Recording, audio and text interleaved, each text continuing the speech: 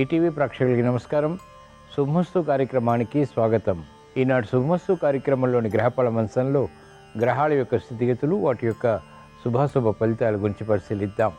అలాగే ఈరోజు ద్వాదశ రాశుల వారికి అదృష్ట సంఖ్య, అదృష్ట వర్ణం, ప్రతికూల గ్రహాల దోష నివృత్తికై ఎటువంటి పరిహారాలు పాటించాలి అనేటువంటి విషయాలు తెలుసుకుందాం. ఈరోజు భృగువారం లేదా శుక్రవారం, శుక్రుడి యొక్క పరిపాలన పూర్తిగా ఉంటుంది.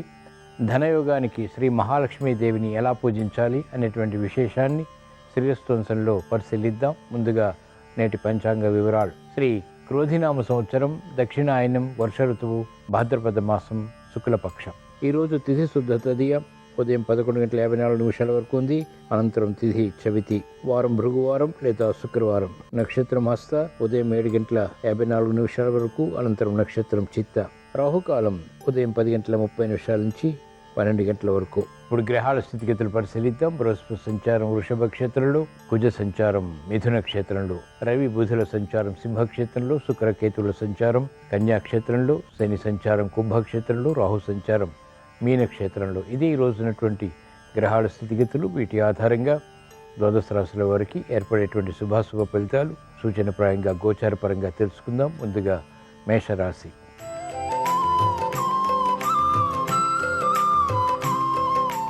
ఈరోజు మేషరాశి వారి ఫలితాన్ని పరిశీలించినట్లయితే కోర్టు సంబంధిత వ్యవహారాల్లో ప్రతికూలత ఉంటుంది. నూతన కార్యక్రమాలు వెంటనే ప్రారంభించలేకపోతారు. అధిక ఒత్తిళ్లు ఆర్థిక పరంగా ఉన్నప్పటికీ నెగ్గుకు రాగలుగుతారు.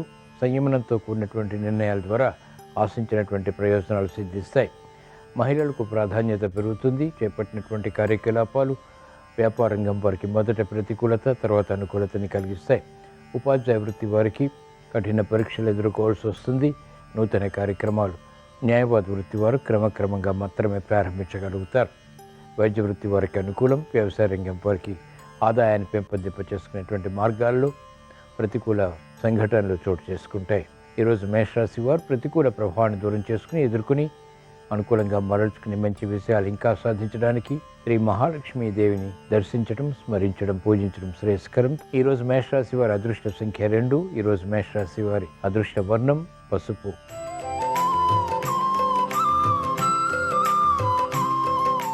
ఈరోజు వృషభ రాశి వారి ఫలితాన్ని పరిశీలించినట్లయితే మానసిక క్లేశాలు ఉన్నప్పటికీ చేపట్టినటువంటి కార్యకలాపాలు పట్టుదలతో పూర్తి చేయగలుగుతారు. సమర్థత పెరుగుతుంది. సంభాషణల విషయంలో జాగ్రత్తలు పాటించాలి. భూ సంబంధిత లావాదేవీల్లో ఆదాయాన్ని పెంపొందింప చేసుకునేటువంటి మార్గాలు సులభతరమవుతాయి. కార్యక్రమ నిర్వహణలో నైపుణ్యం న్యాయవాద వృత్తి వారు కలిగి ఉంటారు.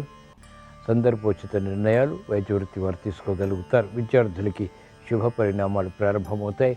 అనుచిత పరిస్థితుల నుంచి విముక్తి ఉపాధ్యాయ వృత్తి వారు పొందగలుగుతారు. క్రీడారంగం వారికి అనుకూలం. చేపట్టినటువంటి కార్యకలాపాలు వ్యవసాయ రంగం వారికి ప్రోత్సాహాన్ని పెంచుతాయి. ఈరోజు వృషభ రాశి వారు ప్రతికూల ప్రభావాన్ని దూరం చేసుకుని ఎదుర్కొని అనుకూలంగా మరల్చుకుని మంచి విజయాలు ఇంకా సాధించడానికి శ్రీ ధనలక్ష్మీదేవిని దర్శించడం, స్మరించడం, పూజించడం శ్రేయస్కరం. ఈరోజు వృషభ రాశి వారి అదృష్ట సంఖ్య 2. ఈరోజు వృషభ రాశి వారి అదృష్ట వర్ణం తెలుపు.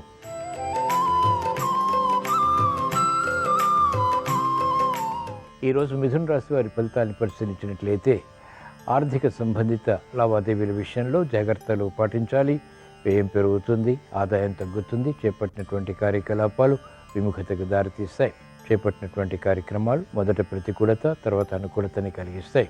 వ్యాపార రంగం వారికి భాగస్వాములతో మనస్పర్ధలు పెరుగుతాయి. విద్యార్థులకి విద్యాపరమైనటువంటి విషయాలపై అవగాహన లోపిస్తుంది. మంచి నిర్ణయాలు వైద్య వృత్తి వారు తీసుకోలేకపోతారు. న్యాయవాద వృత్తి వారికి క్రమశిక్షణ తగ్గుతుంది. వృత్తి, వ్యాపార, ఉద్యోగ సంబంధిత కార్యకలాపాల్లో అన్ని రంగాల వారు జాగ్రత్తలు వహించాలి. రాజకీయ రంగం వారికి అనుకూలం. ఈరోజు మిథున రాశి వారు ప్రతికూల ప్రభావాన్ని దూరం చేసుకుని లేదా ఎదుర్కొని అనుకూలంగా మరల్చుకుని మంచి విజయాలు ఇంకా సాధించడానికి ధైర్యలక్ష్మీదేవిని దర్శించడం, స్మరించడం, పూజించడం శ్రేయస్కరం. ఈరోజు మిథున రాశి వారి అదృష్ట సంఖ్య 3. ఈరోజు మిథున రాశి వారి అదృష్ట వర్ణం పసుపు.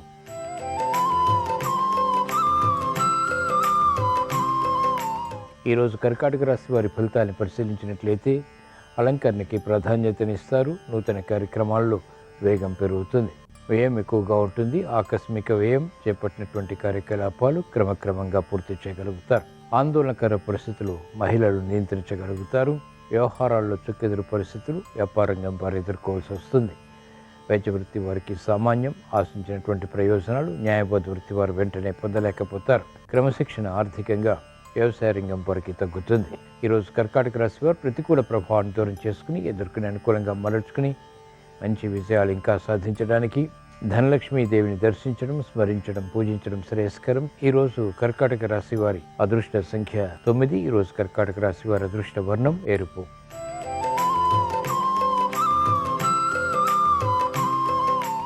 ఈరోజు సింహరాశి వారి ఫలితాన్ని పరిశీలించినట్లయితే కఠిన నిర్ణయాల ద్వారా విజయాలు సాధించగలుగుతారు. యుక్తితో కూడినటువంటి కార్యాచరణ వృత్తి, వ్యాపార, ఉద్యోగ సంబంధిత కార్యకలాపాల్లో కలిసి వస్తుంది.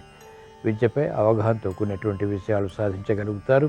నూతన ప్రయత్నాలు అన్ని రంగాల వారికి కలిసి వస్తాయి. వైద్య వృత్తి వారికి అనుకూలత వృత్తిపరంగా బలాన్ని కలిగిస్తుంది. చేపట్టినటువంటి కార్యకలాపాలు మహిళలు పూర్తి చేయగలుగుతారు. సంతోష వార్తలు వింటారు.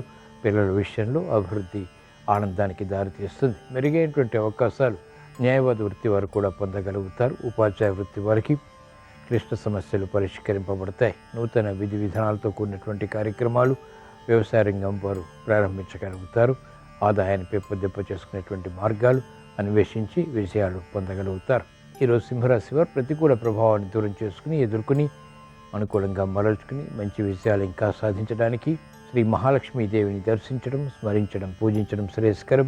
ఈరోజు సింహరాశి వారి అదృష్ట సంఖ్య 1. ఈరోజు సింహరాశి వారి అదృష్ట వర్ణం పసుపు.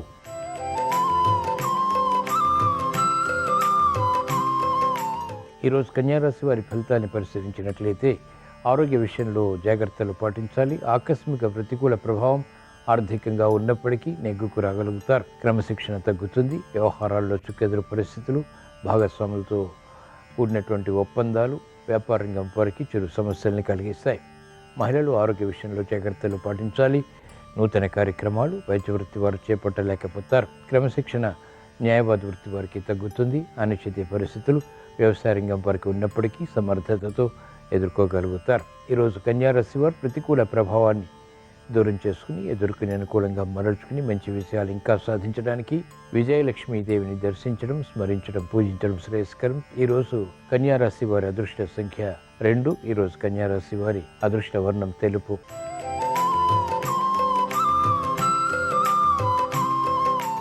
ఈరోజు తులారాశి వారి ఫలితాన్ని పరిశీలించినట్లయితే క్రమశిక్షణ ఆర్థిక పరంగా తగ్గుతుంది. ఆరోగ్య క్రమశిక్షణ కూడా తగ్గుతుంది. చేపట్టినటువంటి కార్యకలాపాలపై పట్టు బిగించలేకపోతారు. సమర్థత ఉన్నప్పటికీ కార్యకలాపాల్లో వేగం పెంపొందింప చేసుకోలేకపోతారు. అనిశ్చిత పరిస్థితులు వెన్నంటి ఉంటే కాలయాపన ద్వారా ఏర్పడినటువంటి సమస్యలు కూడా జటిలమవుతాయి. న్యాయవాద వృత్తి వారికి కఠిన పరీక్షలు ఉంటాయి. వైద్య వృత్తి వారికి సంకోచాలు వృత్తిపరంగా ప్రబలమవుతాయి. చేపట్టినటువంటి కార్యకలాపాలు వ్యాపార రంగం వారు వేగవంతంగా పూర్తి చేయలేకపోతారు. ఆర్థిక ఒత్తిళ్లు పెరుగుతాయి. నిర్ణయాలు త్వరితగతిన తీసుకోలేకపోతారు. తద్వారా సమస్యలు కూడా వెలుగులోకి వస్తాయి. ప్రయాణాల విషయంలో జాగ్రత్తలు పాటించాలి. మానసిక చిరాకులు, మానసిక క్లేశాలు మహిళలకు పెరుగుతాయి. ఈరోజు తులారాశి వారు ప్రతికూల ప్రభావాన్ని దూరం చేసుకుని ఎదుర్కొని అనుకూలంగా మరల్చుకుని మంచి విజయాలు ఇంకా సాధించడానికి ధైర్యలక్ష్మీదేవిని దర్శించడం, స్మరించడం, పూజించడం శ్రేయస్కరం. ఈరోజు తులారాశి వారి అదృష్ట సంఖ్య 2. ఈరోజు తులారాశి వారి అదృష్ట వర్ణం తెలుపు.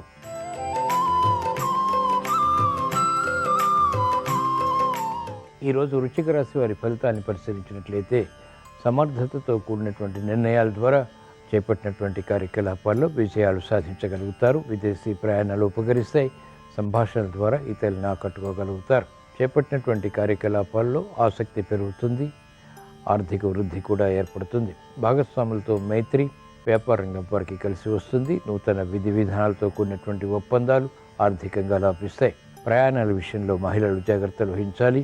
చేపట్టినటువంటి కార్యకలాపాలపై ఆసక్తి న్యాయవాద వృత్తి వారికి ఆర్థికంగా అనుకూలతను పెంచుతుంది. వైద్య వృత్తి వారికి అత్యంత అనుకూలం. వ్యవసాయ రంగం వారికి ఆదాయాన్ని పెంపొందింప చేసుకునేటువంటి మార్గాలు సులభతరమవుతాయి. ఈరోజు వృశ్చిక రాశి వారు ప్రతికూల ప్రభావాన్ని దూరం చేసుకుని ఎదుర్కొని అనుకూలంగా మరల్చుకుని మంచి విజయాలు ఇంకా సాధించడానికి శ్రీ ధైర్యలక్ష్మీదేవిని దర్శించడం, స్మరించడం, పూజించడం శ్రేయస్కరం. ఈరోజు వృశ్చిక రాశి వారి అదృష్ట సంఖ్య 9. ఈరోజు వృశ్చిక రాశి వారి అదృష్ట వర్ణం ఎరుపు.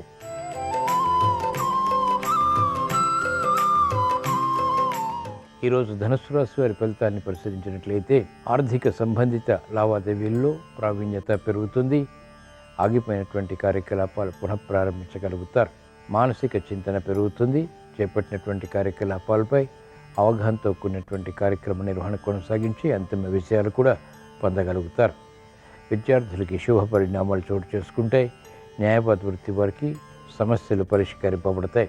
వైద్య వృత్తి వారికి ఆందోళన ఉన్నప్పటికీ అంతిమ విజయాలు సంతృప్తిని కలిగిస్తాయి. మెరుగైనటువంటి అవకాశాలు ఉపాధ్యాయ వృత్తి వారు పొందగలుగుతారు. వ్యవసాయ రంగం వారికి ఆదాయాన్ని పెంపొందింప చేసుకునేటువంటి అవకాశాలు దగ్గరవుతాయి. ఈరోజు ధనుసు రాశి వారు ప్రతికూల ప్రభావాన్ని దూరం చేసుకుని ఎదుర్కొని అనుకూలంగా మరల్చుకుని మంచి విజయాలు ఇంకా సాధించడానికి అష్టలక్ష్మీదేవిని దర్శించడం, స్మరించడం, పూజించడం శ్రేయస్కరం. ఈరోజు ధనుసు రాశి వారి అదృష్ట సంఖ్య 9. ఈరోజు ధనుసు రాశి వారి అదృష్ట వర్ణం తెలుపు.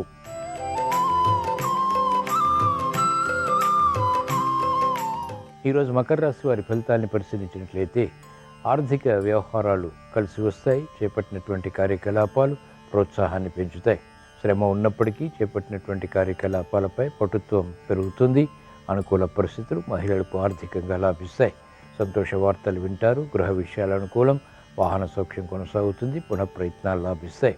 మెరుగైనటువంటి అవకాశాలు సాఫ్ట్వేర్ రంగం వారు పొందగలుగుతారు. అధిక ఒత్తిళ్లు ఉన్నప్పటికీ వ్యాపార రంగం వారు సునాయాసంగా ఎదుర్కొనేటువంటి శక్తి సామర్థ్యాలు సమర్థత కలిగి ఉంటారు. న్యాయవాద వృత్తి వారికి అత్యంత అనుకూలం. వైద్య వృత్తి వారికి ప్రోత్సాహకర పరిస్థితులు వృత్తిపరంగా కొనసాగుతాయి. గుర్తింపుకు నోచుకుంటాయి. కార్యక్రమాల్లో వేగం క్రీడా రంగం వారికి పెరుగుతుంది. పెట్టుబడులు వ్యాపార రంగం వారికి లాభిస్తాయి. పునఃప్రయత్నాలు కూడా కలిసి వస్తాయి. ఈరోజు మకర రాశి వారు ప్రతికూల ప్రభావాన్ని దూరం చేసుకుని ఎదుర్కొని అనుకూలంగా మరల్చుకుని మంచి విజయాలు ఇంకా సాధించడానికి ధనలక్ష్మీదేవిని దర్శించడం, స్మరించడం, పూజించడం శ్రేయస్కరం. ఈరోజు మకర రాశి వారి అదృష్ట సంఖ్య 5. ఈరోజు మకర రాశి వారి అదృష్ట వర్ణం ఎరుపు.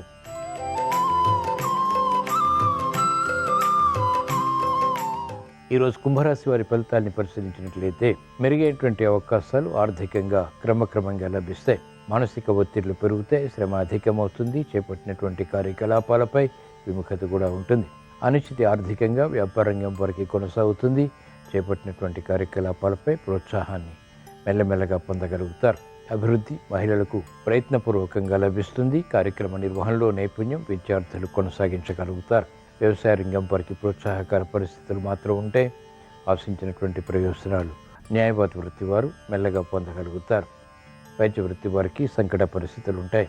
సాఫ్ట్వేర్ రంగం వారికి అభద్రతాభావం పెరుగుతుంది. ఈరోజు కుంభరాశి వారు ప్రతికూల ప్రభావాన్ని దూరం చేసుకుని ఎదుర్కొని అనుకూలంగా మరల్చుకుని మంచి విజయాలు ఇంకా సాధించడానికి శ్రీ మహాలక్ష్మీదేవిని దర్శించడం, స్మరించడం, పూజించడం శ్రేయస్కరం. ఈరోజు కుంభరాశి వారి అదృష్ట సంఖ్య 9. ఈరోజు కుంభరాశి వారి అదృష్ట వర్ణం తెలుపు.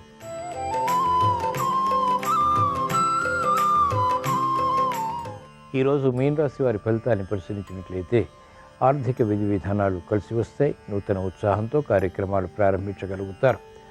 అభివృద్ధి ఆర్థికంగా ఉంటుంది. గృహ విషయాలు అనుకూలిస్తాయి. వినోదాల్లో పాల్గొంటారు. అధిక ఖర్చులు ఉన్నప్పటికీ రాబడి తగ్గినప్పటికీ సంతృప్తికర సంఘటనలు గృహరీత్యా వృత్తి, వ్యాపార, ఉద్యోగ సభ్యత కార్యక్రమాల్లో కూడా కొనసాగుతాయి. మానసిక ఒత్తిళ్లు మహిళలకు తగ్గుతాయి. చేపట్టినటువంటి కార్యకలాపాలు వ్యాపార రంగం వారికి అంతిమంగా లాభిస్తాయి. మంచి నిర్ణయాలు వైద్య వృత్తి వారు తీసుకోగలుగుతారు. అభివృద్ధి న్యాయవాద వృత్తి వారికి కొనసాగుతుంది. లాభదాయకమైనటువంటి కార్యకలాపాలు సాఫ్ట్వేర్ రంగం వారికి దగ్గరవుతాయి.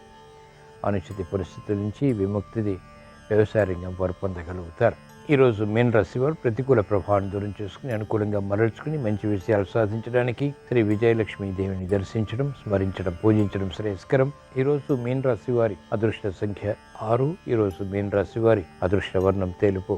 ఇవి ఈరోజు ద్వాదశ రాశుల వారికి ఏర్పడేటువంటి శుభాశుభ ఫలితాలు. ద్వాదశ రాశుల వారికి గృహ విషయాలు అనుకూలించాలని, వాహన సౌఖ్యంతో కూడినటువంటి విజయాలు ఏర్పడాలని, ఆశించినటువంటి ప్రయోజనకర కార్యక్రమ నిర్వహణ సత్ఫలితాన్ని కలిగించాలని శుక్రవారం సందర్భంగా శ్రీ మహాలక్ష్మీదేవిని స్మరిస్తూ ప్రార్థిస్తూ స్వస్తి. శ్రీరస్తు శుభమస్తు. ధనలక్ష్మి అనుగ్రహం కలగాలంటే శుక్రవారం సందర్భంగా గృహంలో లక్ష్మీదేవి కుడి చేత్తో బంగారు నాణేలు వర్షిస్తున్నటువంటి చిత్రపటానికి గంధం బొట్లు, కుంకుమ బొట్లు అలంకరించాలి. ధనలక్ష్మీదేవి చిత్రపటం దగ్గర వెండి ప్రమిదలో ఆవు నెయ్యి లేదా నువ్వుల నూనె పోసి 6 తామర ఒత్తులు వేసి దీపారాధన చేయాలి. ధనలక్ష్మీదేవి చిత్రపటానికి పద్మ పుష్పాలతో, ఎర్ర గులాబీ పూలతో పూజ చేయాలి. అలాగే కుంకుమ పువ్వు రంగులో ఉన్నటువంటి కుంకుమతో లక్ష్మీదేవి చిత్రపటానికి పూజ చేయాలి. ధనలక్ష్మీదేవికి బెల్లం కలిపిన అన్నాన్ని నివేదించి ధనలక్ష్మి పూజ పూర్తయిన తర్వాత ఆ బెల్లం కలిపిన అన్నాన్ని తాంబూలంలో ఉంచి ముత్తైదువులకు వాయినంగా ఇవ్వాలి. ఇలా చేస్తే ధనలక్ష్మీదేవి సంపూర్ణమైన అనుగ్రహానికి సులభంగా పాత్రలు కావచ్చు.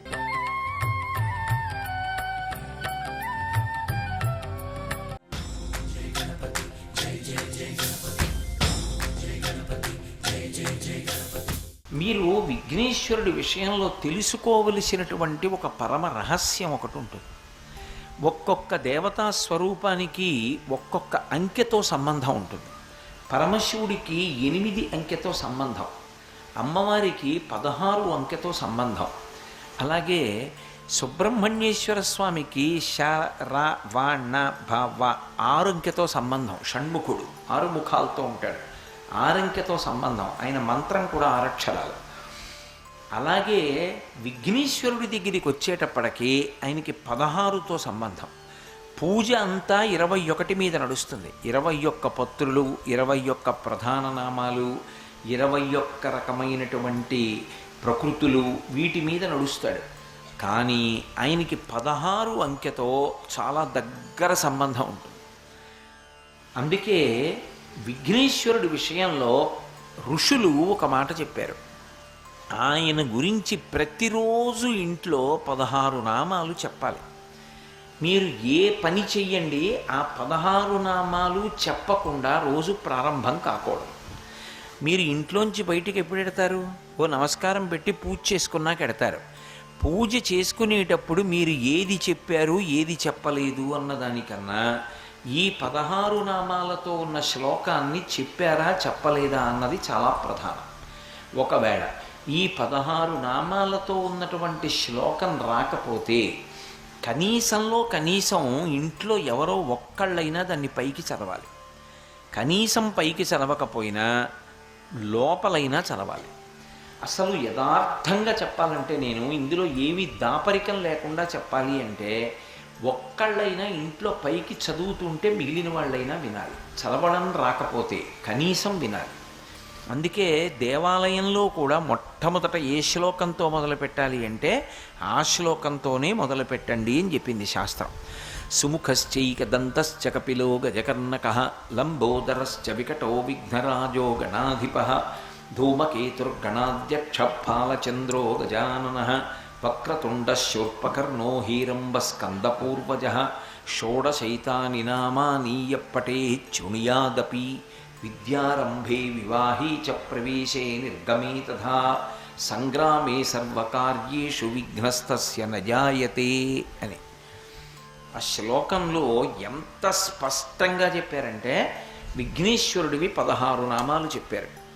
సుముఖ ఏకదంతశ్చ కపిలో గజకర్ణకః లంబోదరశ్చ వికటో విఘ్నరాజో గణాధిపః ధూమకేతుః గణాధ్యక్షః ఫాలచంద్రో గజాననః వక్రతుండః శూర్పకర్ణో హేరంబస్కందపూర్వజః 16 నామాలు.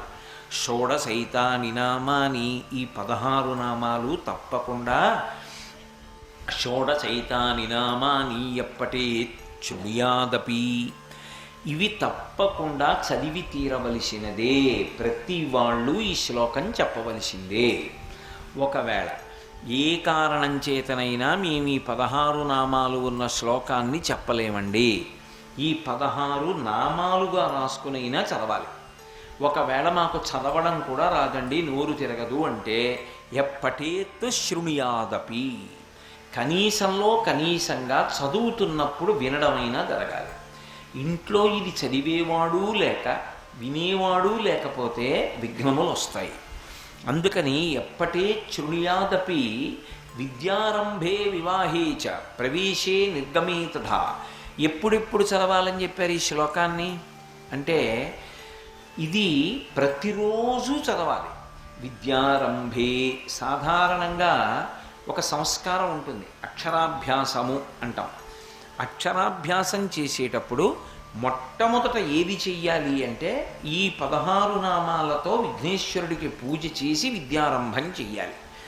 ఇంకొక రహస్యం ఏమిటంటే అందులో బ్రహ్మచారిగా ఉండడం మొదలుపెట్టినప్పుడు అసలు బ్రహ్మచర్యాశ్రమ ప్రారంభం దేనితో అంటే ఈ నామాలతోటే మొదలుపెట్టారు.